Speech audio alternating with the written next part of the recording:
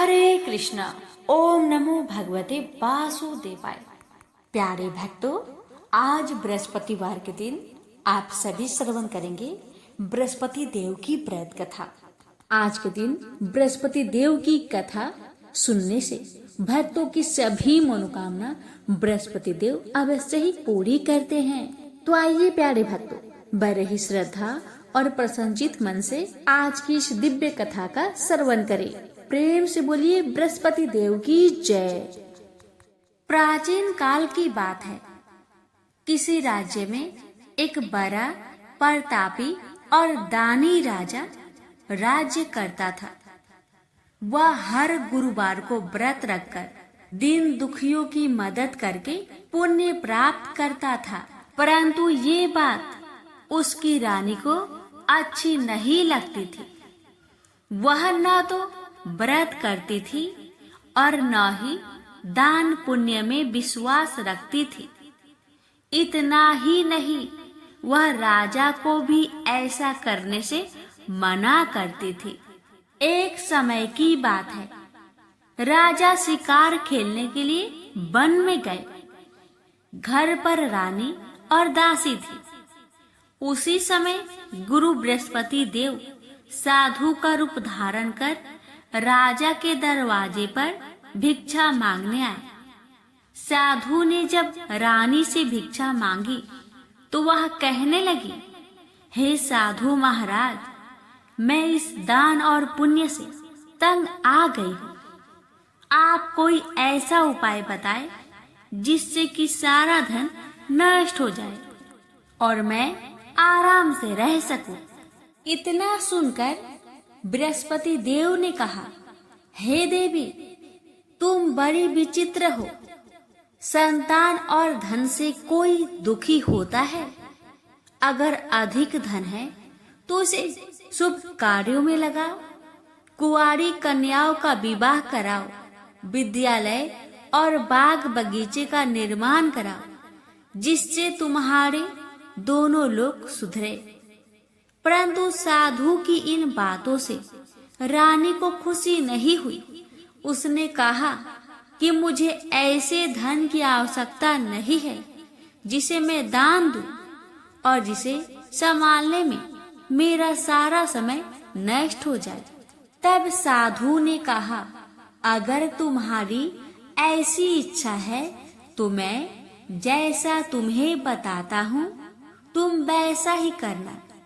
गुरुवार के दिन तुम घर को गोबर से लिपना, अपने बालों को पीली मिट्टी से धोना, राजा से हजामत बनाने को कहना, भोजन में मांस मदिरा का प्रयोग करना, कपड़े धोबी के यहाँ धुलने देना।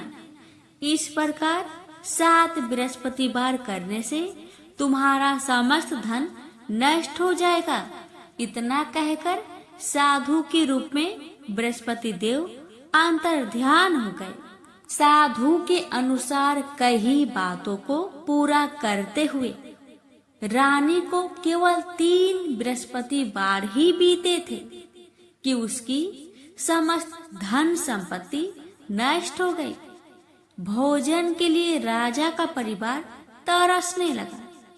तब एक दिन राजा ने रानी से बोला कि हे रानी, तुम यहीं रहो, मैं दूसरे देश को जाता हूँ, क्योंकि यहाँ पर सभी लोग मुझे जानते हैं, इसलिए मैं कोई छोटा कार्य नहीं कर सकता। ऐसा कहकर राजा दूसरे देश चला गया। वहाँ वह जंगल से लकड़ी काट कर लाता और शहर में बेचता। इस तरह वह अपना जीवन व्यतीत करने लगा। इधर राजा के परदेश जाते ही रानी और दासी दुखी रहने लगी। एक बार जब रानी और दासी को 7 दिन तक बिना भोजन के रहना पड़ा तो रानी ने अपनी दासी से कहा, हे दासी, पासी के नगर में मेरी बहन रहती है। वह बड़ी धनवान है, तो उसके पास जा और कुछ ले आ, ताकि थोड़ी बहुत गुजर बसर हो जाए। दासी रानी की बहन के पास गई। उस दिन गुरुवार था और रानी की बहन उस समय बृहस्पतिवार व्रत की कथा सुन रही थी। दासी ने रानी की बहन को अपनी रानी का संदेश दिया, लेकिन रानी की बड़ी बहन ने कोई उत्तर नहीं दिया। जब दासी को रानी की बहन से कोई उत्तर नहीं मिला तो वह बहुत दुखी हुई और उसे क्रोध भी आया। दासी ने वापस आकर रानी को सारी बात बता दी।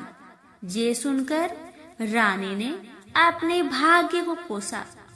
उधर रानी की बहन ने सोचा कि मेरी बहन की दासी आई थी, परंतु मैं उससे नहीं बोली, इससे वह बहुत दुखी हुई होगी। कथा सुनकर और पूजा समाप्त करके वह अपनी बहन के घर आई और कहने लगी, हे बहन, मैं बृहस्पतिवार का व्रत कर रही थी। तुम्हारी दासी मेरे घर आई थी, परंतु जब तक कथा होती है तब तक ना तो उठते हैं और ना ही बोलते हैं, इसलिए मैं नहीं बोली। बताओ दासी, क्यों आई थी?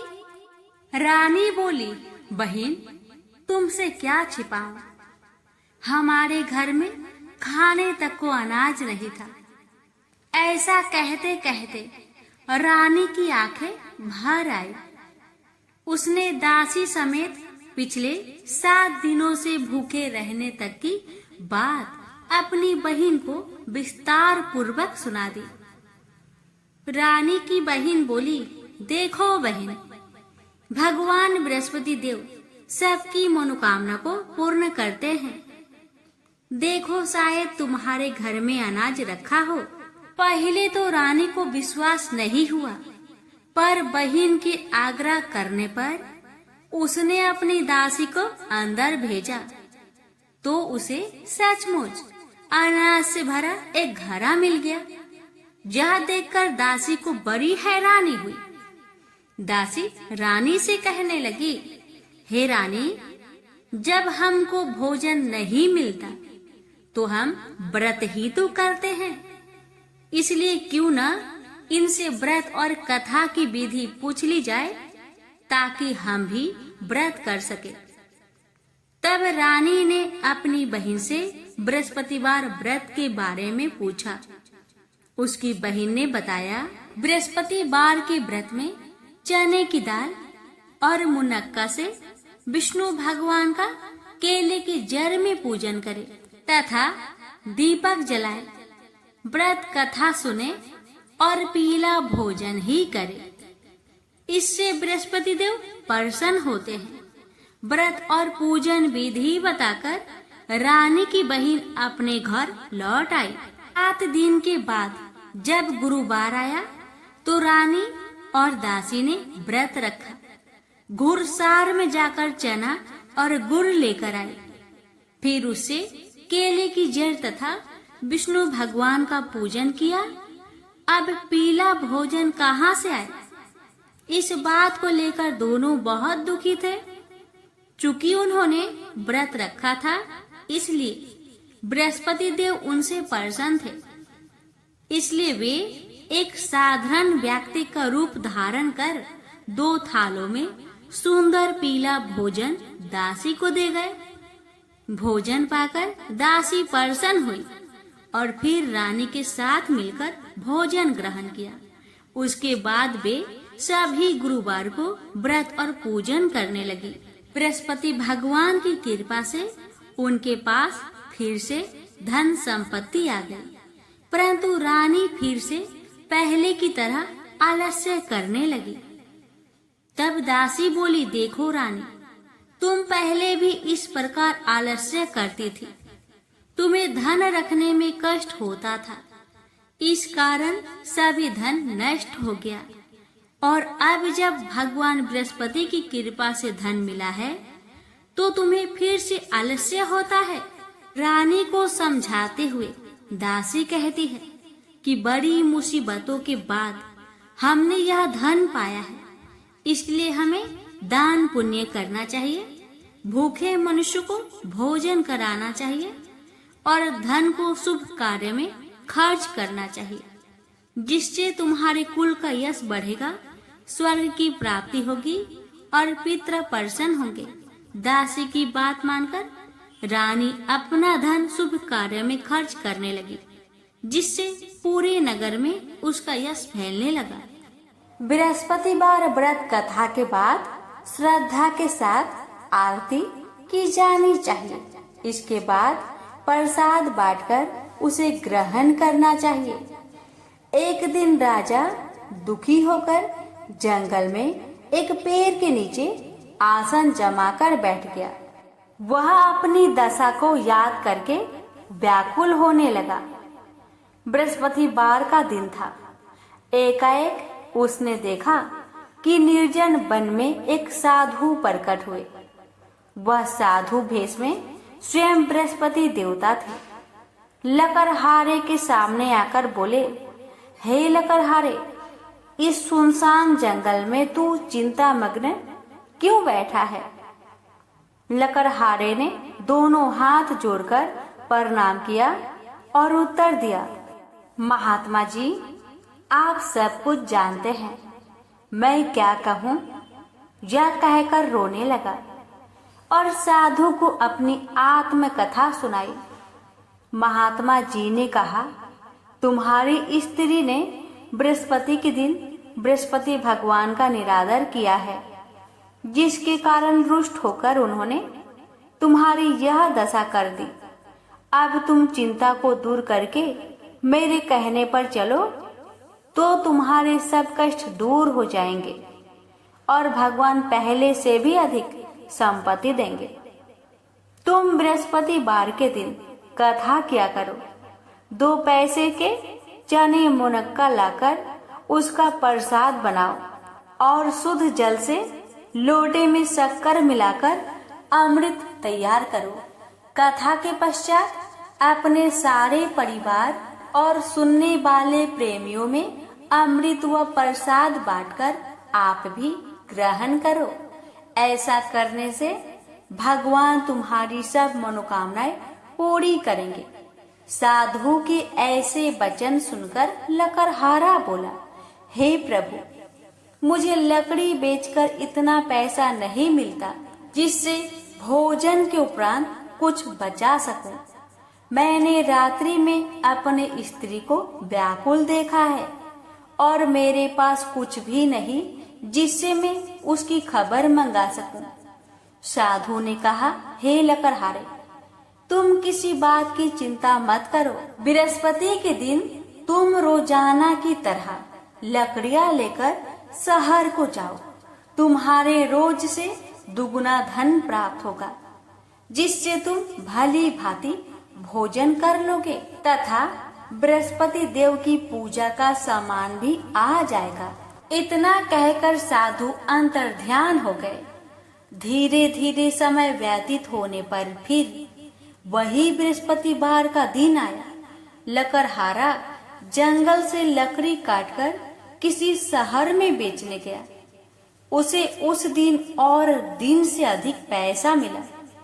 राजा ने चना गुड़ आदि लाकर गुरुवार का व्रत किया।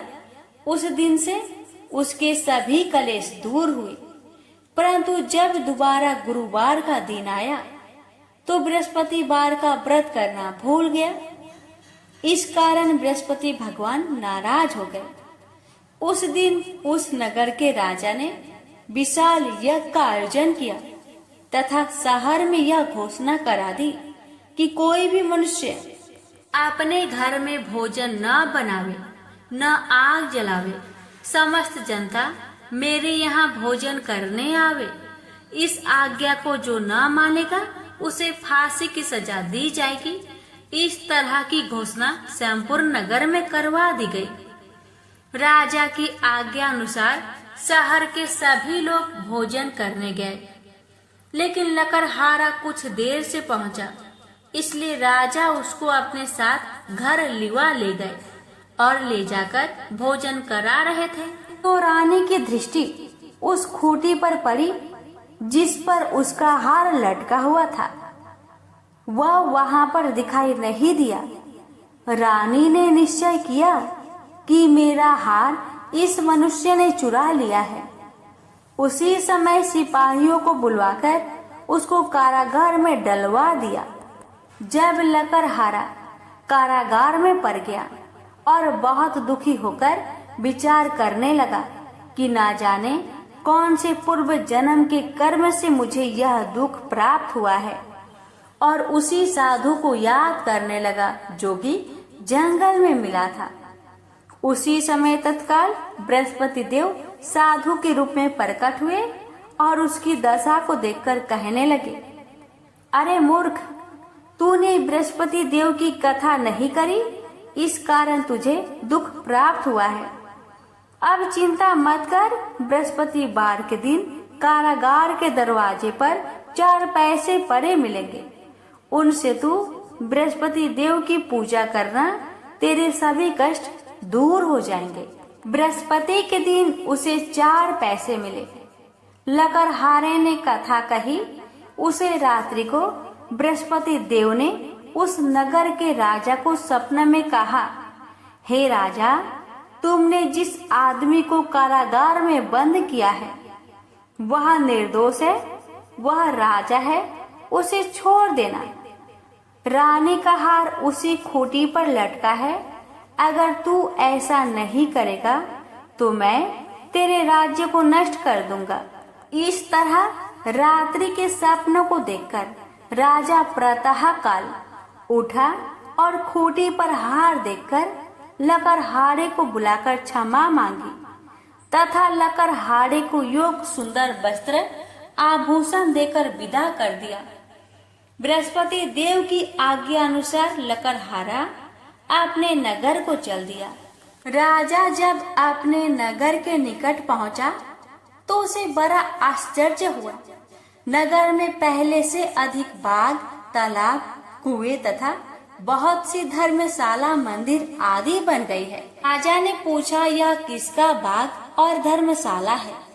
तब नगर के सब लोग कहने लगे, यह सब रानी और बांदी की है।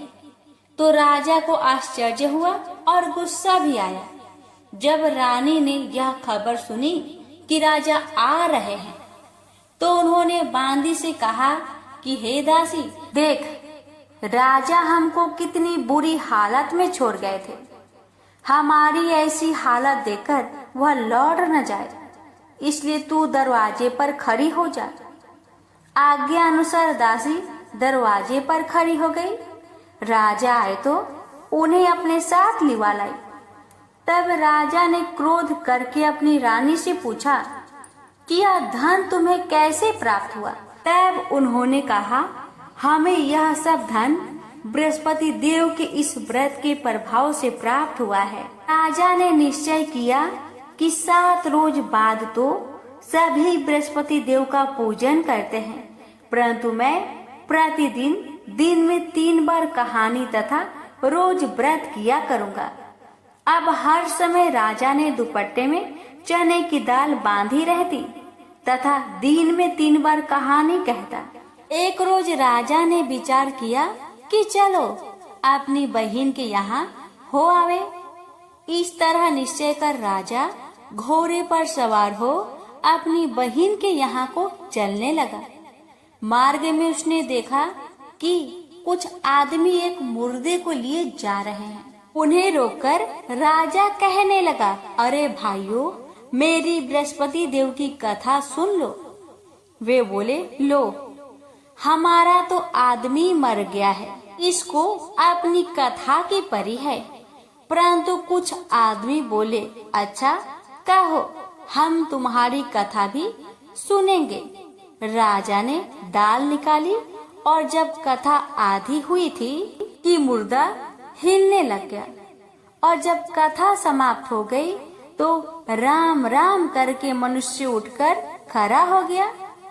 आगे मार्ग में उसे किसान खेत में हल चलाता मिला।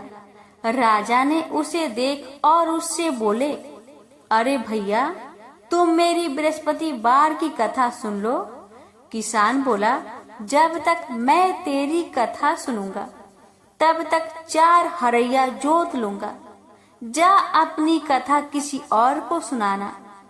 इस तरह राजा आगे चलने लगा।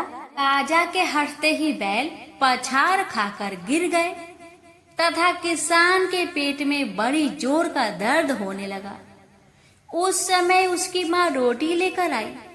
उसने जब यह देखा तो अपने पुत्र से सब हाल पूछा और बेटे ने भी सभी हाल कह दिया। तो बुढ़िया दौड़ी दौड़ी उस घोड़ सवार के पास गई और उससे बोली कि मैं तेरी कथा सुनूंगी, तू अपनी कथा मेरे खेत पर चलकर ही कहना। राजा ने बुढ़िया के खेत पर जाकर कथा कही। इसके सुनते ही वह बैल उठ खड़ा हुई तथा किसान के पेट का दर्द भी बंद हो गया। राजा अपनी बहन के घर पहुंचा।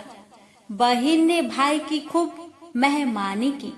दूसरे रोज प्रातः काल राजा जागा तो वह देखने लगा कि सब लोग भोजन कर रहे हैं। राजा ने अपनी बहन से कहा, ऐसा कोई मनुष्य है जिसने भोजन नहीं किया हो? मेरी बृहस्पतिवार की कथा सुन ले। बहन बोली, हे भैया, यह देश ऐसा ही है कि पहले यहाँ लोग भोजन करते हैं, बाद में अन्य काम करते हैं। अगर कोई पड़ोस में हो तो देख आओ। वह ऐसा कहकर देखने चली गई, परंतु उसे कोई ऐसा व्यक्ति नहीं मिला जिसने भोजन न किया हो। अतः वह एक कुम्हार के घर गई जिसका लड़का बीमार था। उसे मालूम हुआ कि उनके यहाँ 3 रोज से किसी ने भोजन नहीं किया है। रानी ने अपने भाई की कथा सुनने के लिए कुम्हार से कहा। वह तैयार हो गया। राजा ने जाकर बृहस्पतिवार की कथा कही, जिसको सुनकर उसका लड़का ठीक हो गया। अब तो राजा की प्रशंसा होने लगी। एक रोज राजा ने अपनी बहन से कहा कि हे बहन, हम अपने घर को जाएंगे, तुम भी तैयार हो जाओ। राजा की बहन ने अपनी सास से कहा। सास ने कहा, हाँ चली जा, परंतु अपने लड़कों को मत ले जाना, क्योंकि तेरे भाई के कोई औलाद नहीं है। बहन ने अपने भैया से कहा, हे भैया, मैं तो चलूंगी पर कोई बालक नहीं जाएगा। राजा बोला, जब कोई बालक नहीं चलेगा तब तुम ही क्या करोगी? बड़े दुखी मन से राजा अपने नगर को लौट आया। राजा ने अपनी रानी से कहा, हम निरवंशी है, हमारा मुंह देखने का धर्म नहीं है और कुछ भोजन आदि नहीं किया। रानी बोली, हे प्रभु, बृहस्पति देव ने हमें सब कुछ दिया है, वह हमें औलाद अवश्य देंगे। उसी रात को बृहस्पति देव ने राजा से सपने में कहा, हे राजा, उठ, सभी सोच त्याग दे, तेरी रानी गर्भ से है। राजा को यह बात सुनकर बड़ी खुशी हुई। 9वें महीने में उसके गर्भ से एक सुंदर पुत्र पैदा हुआ। तब राजा बोला, हे रानी, स्त्री बिना भोजन के रह सकती है, पर बिना कहे नहीं रह सकती। जब मेरी बहन आवे तुम उससे कुछ मत कहना। रानी ने सुनकर हाँ कर दिया। जब राजा की बहन ने यह शुभ समाचार सुना तो वह बहुत खुश हुई तथा बधाई लेकर अपने भाई के यहाँ आई। तभी रानी ने कहा, घोड़ा चढ़कर तो नहीं आई, गधा चढ़ आई। राजा की बहन बोली, भाभी, मैं इस प्रकार न कहती तो तुम्हें औलाद कैसे मिलती? बृहस्पति देव ऐसे ही हैं, ऐसी जिसके मन में कामनाएं हैं सभी को पूर्ण करते हैं। जो सदा भावना पूर्वक बृहस्पतिवार का व्रत करता है एवं कथा पढ़ता अथवा सुनता है, दूसरों को सुनाता है, बृहस्पति देव उसकी सभी मनोकामना पूर्ण करते हैं। तो प्रेम से बोलिए, बृहस्पति भगवान की जय हो। आजामिल एक सदाचारी ब्राह्मण था। वह कन्याकुब्ज प्रदेश में रहता था। प्रारंभिक जीवन वह बहुत ही सदाचारी तथा ब्राह्मणोचित कर्म करने वाला था। दुर्योग से एक बार वह किसी दासी के प्रेम में पड़ गया और उसे अपनी पत्नी बनाकर रहने लगा। उसकी कुसंगति के कारण उसके विचार दूषित हो गए और दुष्कर्मों से वह अपनी जीविका चलाने लगा। वह लूटपाट तथा हत्या जैसे बुरे कर्मों में हमेशा लगा रहता था। दासी से इसके 10 पुत्र थे। उनमें से सबसे छोटे पुत्र से उसे बड़ा मोह था। उसका नाम उसने नारायण रखा था। अक्सर वह उसे हमेशा नारायण नारायण कहकर पुकारता था। उसके अन्य बेटा उसकी कोई परवाह नहीं करते थे तथा वे भी उसी की तरह दुष्ट कर्मों में लगे रहते थे। पत्नी भी नीच संस्कारों की थी, अतः वो भी कभी आजमीर को मना नहीं करती थी कि बुरे और निंदित कर्म मत करो। अच्छे और भले कर्मों से जो उपार्जित करोगे उसी में रूखा सूखा खाकर जैसा भी होगा हम अपना तथा अपने परिवार का भरण पोषण करेंगे। पत्नी तथा अन्य संतानों की तरफ से निंदित कर्मों का बढ़ावा देने के कारण अजामिल और भी बुरे कर्मों में लगा रहा। चोरी, झूठ, लूटपाट तथा हत्या जैसे जघन्य कर्मों के साथ वह मद्यपान भी अधिक करने लगा, जिससे उसका स्वास्थ्य भी खराब हो गया। एक बार वह बहुत बीमार पड़ा। उसकी सेवा के लिए कोई भी ना आता था। अब उसे पता लगा कि जिनके भरण पोषण के लिए वह निंदित कर्म करता रहा, वही लोग अब उसे पूछते तक नहीं। बीमारी के कारण वह आसक्त होकर खाट पर ही पड़ा रहता था। उसमें स्वयं उठने बैठने तथा चलने फिरने की शक्ति भी नहीं रही। छोटा बेटा नारायण ही उसकी पुकार सुनकर उसके पास आता और उसकी बात सुनता था, इसलिए वह हमेशा उसको ही नारायण नाम लेकर पुकारता था। उसको असाध्य रोग हो गया था। एक दिन उसे जब आभास हुआ कि अब वह नहीं बचेगा और उसका प्राण हो जाएगा, तो व्याकुल होकर वह अपने छोटे पुत्र को नारायण नारायण कहकर पुकारने लगा। जब तक नारायण उसके पास नहीं पहुंचा, उसने नारायण नारायण की रट लगाई रखी। जब उसके पास आया तो जीवन से निराश विहल हो उसका हाथ पकड़कर कहा, नारायण नारायण तू आ गया है। इतना कहते ही उसका प्राण हो गया। शरीरांत होने पर उसके जीव को लेने के लिए यमदूत आ पहुंचे और वे अजामिल के जीवन को लेकर यमलोक चले जाए।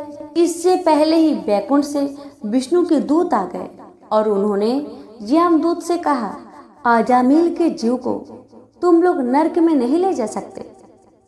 मरते समय इसने कई बार विष्णु को नारायण नारायण कहकर पुकारा था, अतः अब यह जीव स्वर्ग का अधिकारी है। यमदूत हंसकर बोले, इसके सारे जीवन का लेखा जोखा चित्रगुप्त की ही बही में लिखा है। उसके अनुसार ये पूरे जीवन में हमेशा निंदित और पाप कर्म में लिप्त रहा। तुम जो नारायण की बात करते हो, यह नारायण के रूप में विष्णु भगवान को नहीं पुकार रहा था। ये तो अपने छोटे बेटे को उसका नाम लेकर पुकार रहा था। विष्णु दूतों ने कहा, प्रारंभिक जीवन में यह सत्कर्मी था। एक स्त्री की कुसंगति में पड़कर इसने पाप कर्म किए हैं। इस सब के बाद बेटे के नाम के बहाने ही सही ये हमेशा नारायण नारायण कहता रहता था और अंत समय तो इसने नारायण नारायण कहते हुए अपने प्राण त्यागे हैं। इसलिए यह जीव इतने पुण्य से ही स्वर्ग का अधिकारी है। इसको हम स्वर्ग ले जाएंगे। इस प्रकार अजामिल नारायण के नाम की महिमा से स्वर्ग का अधिकारी बना। तो प्रेम से बोलिए, लक्ष्मी नारायण की जय। अब श्रवण करें बृहस्पति देवता की आरती। ओम जय बृहस्पति देवा, जय बृहस्पति देवा, छीने छीने भोगे लगाऊं कदली फल मेवा। ओम जय बृहस्पति देवा, तुम पूर्ण परमात्मा, तुम अंतर्यामी, जगत पिता जगदीश्वर, तुम सबके स्वामी। ओम जय बृहस्पति देवा, चरणामृत निज निर्मल, सब पातक हरता, सकल मनोरथ दायक, कृपा करो भरता। ओम जय बृहस्पति देवा, तन मन धन अर्पण कर, जो जन शरण परे, प्रभु पर कट तब हो कर, आकर द्वार खरे। ओम जय बृहस्पति देवा, दीन दयाल दयानिधि, भक्तन हितकारी, पाप दोष सब हरता, भव बंधन हारी। ओम जय बृहस्पति देवा, सकल मनोरथ दायक, सब संचय तारो, विषय विकार मिटाओ, संतन सुखकारी। ओम जय बृहस्पति देवा, जो कोई आरती तेरी, प्रेम सहित गावे, ज्येष्ठ आनंद बंद सो निश्चय पावे। ओम जय बृहस्पति देवा। प्रेम से बोलिए बृहस्पति देव की जय।